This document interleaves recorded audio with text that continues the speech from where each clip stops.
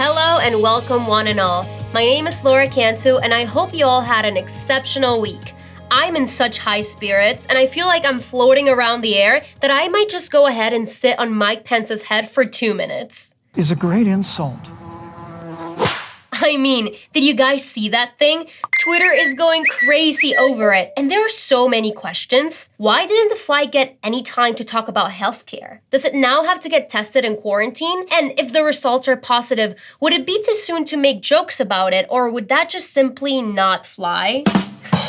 And although we might never know what happened to that fly, you certainly can go ahead and swat that like and subscribe button as we go ahead and check on the state of the U.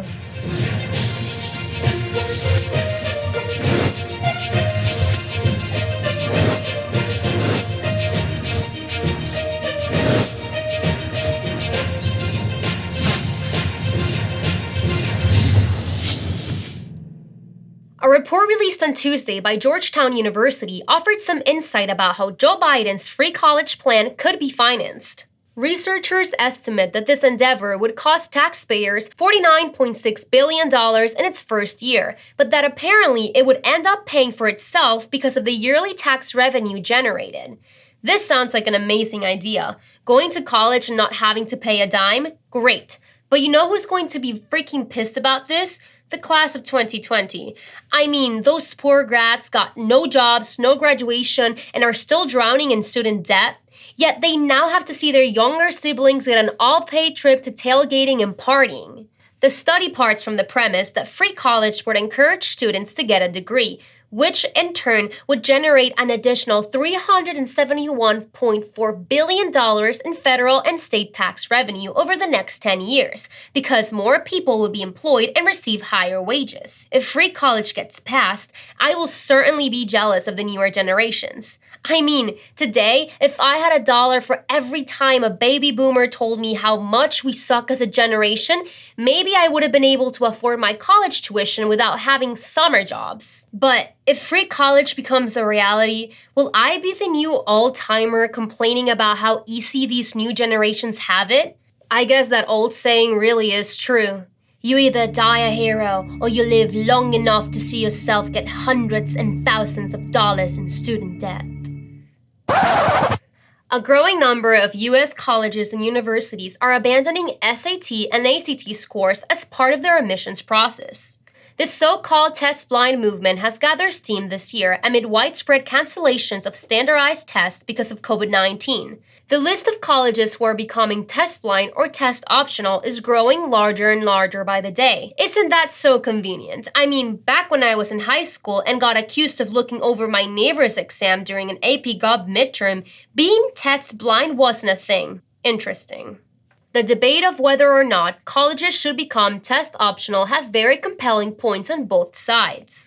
On one hand, some argue that if universities do not require standardized test scores, then this may disproportionately benefit rich private schools who are allowed to develop their own curriculums and inflate their students' grades. On the other hand, however, some argue that standardized testing is designed towards benefiting people who come from privileged financial and educational backgrounds, and who may have been able to afford private tutoring that not everyone has access to.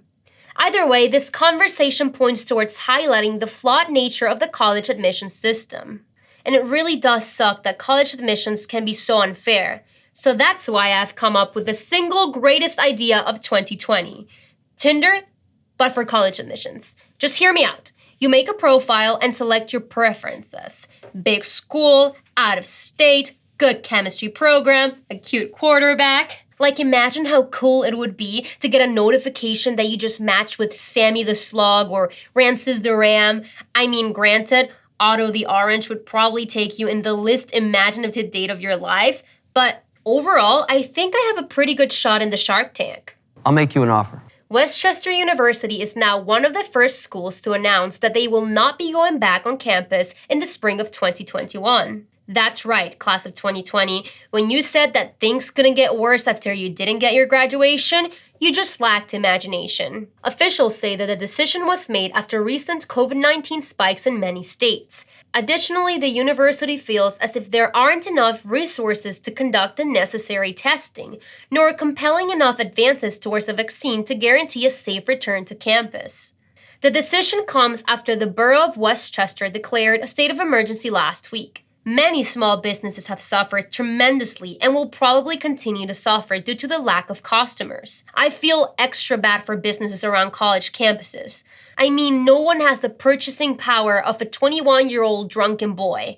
If every person in America had the spending habits of a college junior after mug night, the stock market would skyrocket almost as much as the same students' unreciprocated Tinder swipes.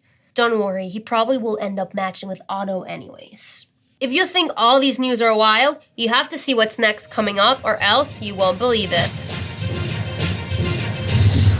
A student at the University of London is facing a lot of backlash over an art project he designed to bring attention to the concept of dumping, which is a form of protest that Europeans have used to boycott price drops on their goods. The artist behind the project, Rafael Perez Evans, explained how in some cases, prices can get so low that it ends up costing the farmers to get rid of their product. So, what was the art project? Dumping over 240,000 carrots outside of his college. That's right. As a matter of fact, as we speak, Bugs Bunny, Roger Rabbit, and Thumper are all plotting on how to get away with manslaughter. Unfortunately for them, the Energizer Bunny was not interested because he doesn't eat carrots, as his diet consists exclusively of Red Bull. Many of Evan's classmates opposed the project, calling it incredibly wasteful, and have gone as far as working to collect, peel, and cook as many of the carrots as possible to raise money for charity. However, I'd advise them to be careful though. I heard eating too many carrots can turn you orange. Isn't that right, Otto? So, between talks over how to make free college a reality, changes to college admissions requirements, and remote learning being extended into 2021, this has been quite a week in the world of higher ed. With elections less than 3 weeks away, and with many of these issues on the table, it'll be interesting to see how these things play out. Stay vigilant, stay informed, and stay safe. This has been the State of the U. And that's the end.